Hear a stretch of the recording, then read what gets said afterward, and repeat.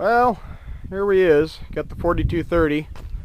Phil came out last night and helped me a little bit out here. He got the seeder ready for me, and I finished harrowing over on the Conroy place. But since we're looking like we might have rain coming, and I'm getting really sick and tired of the wind and dust and such, I am going to seed with this tractor, which means I got to take the bucket off. So let's fire it up here, and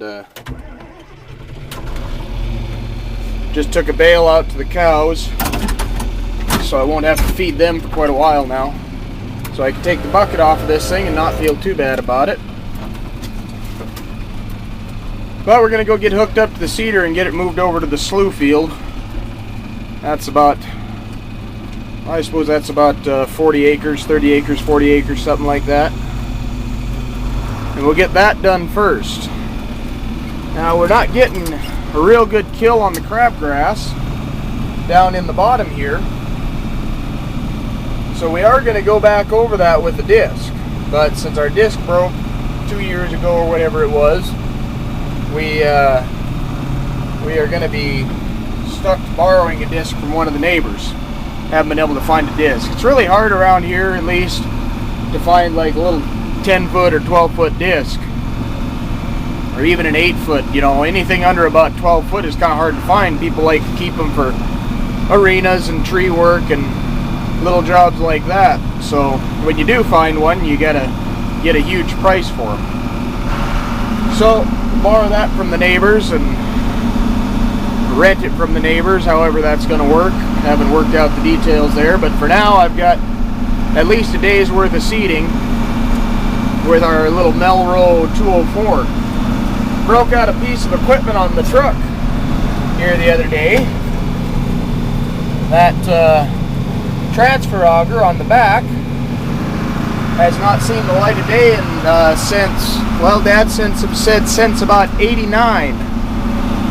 So I got it put on the back, and it didn't take much to start. I was going to make a video, but I put the recoil on and pulled it twice with some fresh gas in it, and it was just fine. Never even gave a hitch. So the video wasn't really worth my time. But for now, let's get the bucket off of this thing. I'll show you guys how that's done. And somebody's requested that I do not use the tripod so much, so we'll try and do this without. Get you a little bit more involved. I can see where he's coming from with it. It keeps you a little bit more involved in what's going on, you know. Unhooking the bucket on this thing's real simple. It's got the stand. You just pull this pin here, pull it out. There's 2 pins down in here you can see, and they drop through 2 slots over here. You just pull this leg on out. Oh, gotta lift up the bucket a little bit.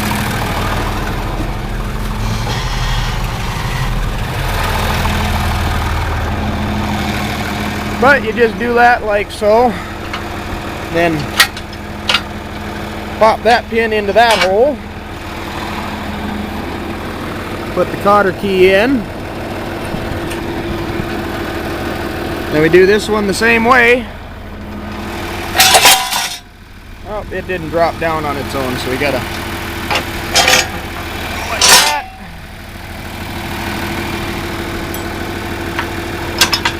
So you guys tell me what you think. I mean, I make these videos for you. I mean, they're for me, but they're for you too, so you guys got to tell me a bit what you think. If I'm using the tripod too much, what you think of the editing techniques, you know, how you like what I've been doing. I got to know, or I'm not gonna be able to make the kind of videos that you guys want.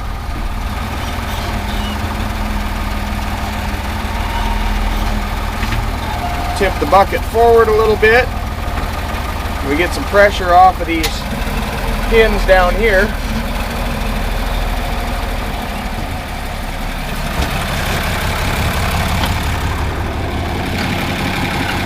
Pop these pins out. Ah, shit, this one's all bent up.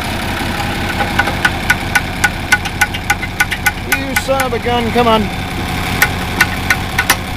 Come on out of there. There we go. Tip the bucket down a little more.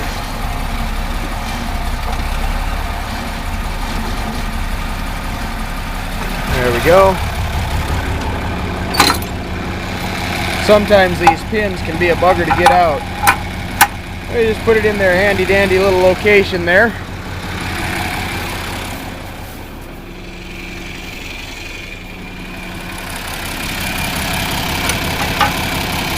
Just like so.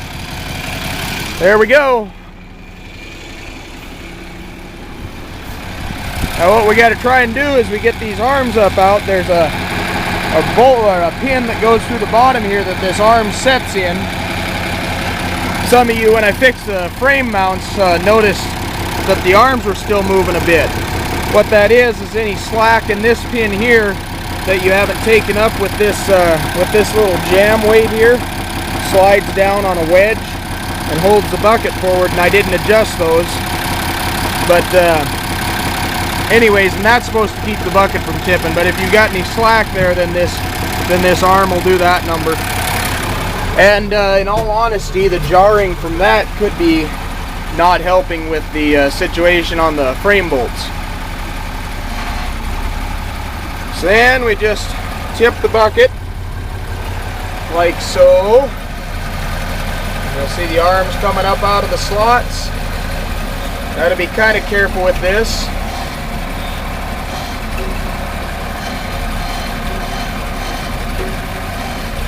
You tip that all the way up. It's actually looking like we're not going to have to kick the arms back. On the 2240 bucket over there, you actually got to kick these arms back a bit so that they'll clear the axle up there. But it's looking like we won't have to do that here. So the next step is to put all the hydraulic, all the PCV or whatever you want to call them valves in neutral. And on this John Deere, you just take these levers, push them all the way forward. You take these, show you again. You got these little tabs here, and you take them, and you drop them down, just like so. Then you kick all of these levers forward. What that does is it takes pressure off of the hydraulic hoses so that you can actually get the hydraulic hoses out. So then you just take each one of these hydraulic hoses like so, and you pull them out like so. And if you've got some leaky valves, your hands are going to get all dirty like so. And then in our case, I'm probably going to get chastised for dropping these on the ground, but not too terribly worried about it. But in our case, you got to take this rope and untie it. We just tie ours up because some of them are longer than the others, and so they get to hitting on the tire, and I don't like that, so I tie them up and keep them out of the way. Keep them from getting broke. Kick these all up over the frame. Just like so. Now the 2240, I'll have to show you that sometime. I think maybe I have, I don't remember. But it's got just one common valve on the bottom. Of course, it's got the four-way valve instead of using the standard tractor hydraulics. So you can, you're not compromising your tractor's hydraulic outlets when you have the bucket on the 2240, which is actually really nice. But on this tractor, we're not so lucky. Take all these hoses up around like that, and then flop them up over the bucket there.